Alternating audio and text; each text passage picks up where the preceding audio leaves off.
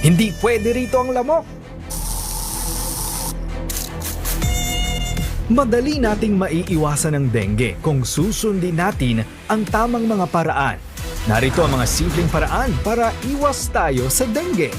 Una, tanggalin at linisin ang pwedeng pamugaran ng lamok. Takpan ang mga water drums at pails para hindi maimbakan ng tubig. Linisin din ang mga alulod at alisin ang mga dahon at dumi na pwedeng pag-ipunan ng tubig. Maglagay ng screen sa mga bintana at pintuan.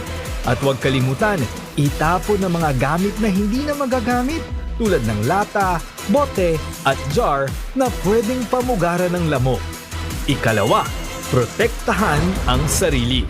Magsuot ng mahahabang pantalon at long sleeve na damit, lalo na kapag lalabas ng bahay. Gumamit din ng insect repellent ng regular para maiwasan ang kagat ng lamok. Ikatlo, magpakonsulta agad.